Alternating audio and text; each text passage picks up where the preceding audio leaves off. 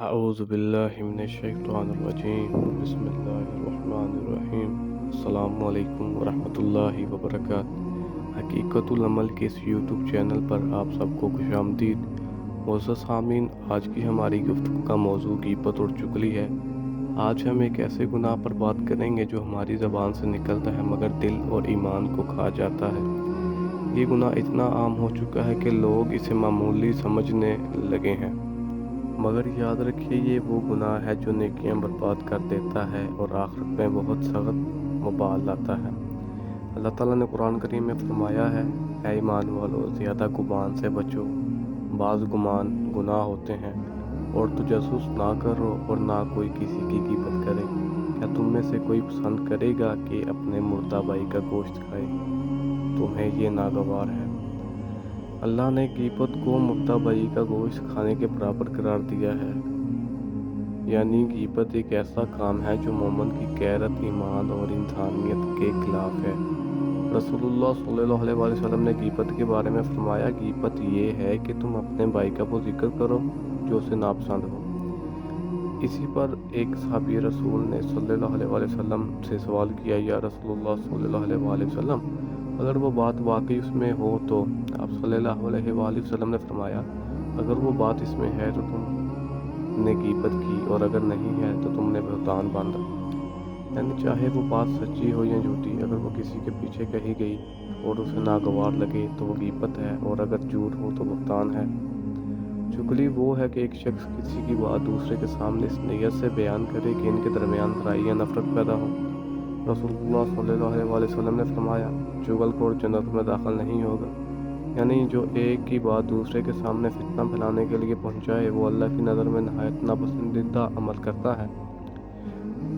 غیبت کا بہت بڑا نقصان ہے۔ رسول اللہ صلی اللہ علیہ وسلم نے فرمایا، قیامت کے دن مفلس وہ نہیں جو مال سے خالی ہو، بلکہ مفلس وہ ہے جو نیکیاں لائے مگر اس نے کسی کو گالی دی، کسی پر بہتان لگایا، کسی کا مال کھایا تو اس کی نیکیاں لے کر ان لوگوں کو دے دی جائیں گی۔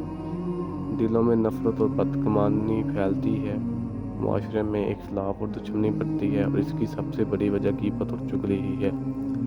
اللہ تعالیٰ اس چیز سے ناراض ہوتا ہے کیونکہ غیبت دوسروں کی عزت کو پامال کرتی ہے، اور اللہ نے مومن کو عزت کو حرام قرار دیا ہے۔ ایک ام المومنین حضرت عائشہ رضی اللہ عنہ نے کسی عورت کے بارے میں کہا، وہ عورت تو چھوٹی قد کی ہے۔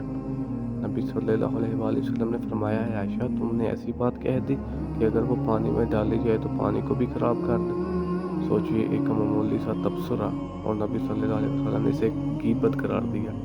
آج ہم روزمرہ باتوں میں دوسروں کے لباس، چال، شکل یا انداز پر تبصرہ کر دیتے ہیں اور ہمیں احساس ہی نہیں ہوتا کہ ہم غیبت کر رہے ہیں۔ اب غیبت سے بچنے کے چند طریقے آپ کے سامنے رکھنے لگا ہوں۔ زبان پر قابو رکھنا، بولنے سے پہلے سوچیں کہ کیا یہ بات اللہ کو پسند ہے۔ اگر کوئی غیبت کرے تو خاموشی اختیار کریں یا نرمی سے موضوع بدل دیں۔ کسی کی برائی سنیں نہیں، سنائیں نہیں، اللہ سے توبہ کریں۔ قرآن میں ہے، بے شک اللہ توبہ کرنے والوں کو پسند کرتا ہے۔ یاد رکھیے، ہم جب کسی کی غیبت کرتے ہیں تو دراصل اپنی نیکیاں اسے دیتے ہیں اور اپنی آخرت کو برباد کرتے ہیں۔ اگر کبھی کسی کی غیبت کر لی تو فوراً توبہ کریں، اور جس کی غیبت کی ہے اس سے معافی مانگیں۔ اللہ تعالیٰ نے فرمایا، اے ایمان والو، اپنی زبانوں کو بچاؤ تاکہ تم فلاح پاؤ۔ آئیے آج ہم عہد کریں کہ ہم اپنی محفلوں، مجالس اور گفتگو میں کسی کی غیبت نہیں کریں گے، نہ چغلی کریں گے، نہ کسی کے بارے میں برا گمان رکھیں گے، بلکہ ہم محبت، خیر خواہی اور نرمی پھیلائیں گے۔ اللہ تعالیٰ ہمیں اپنی زبانوں کی حفاظت کرنے اور اپنی مجلسوں کو پاک رکھنے کی توفیق عطا فرمائے۔ آمین یا رب العالمین۔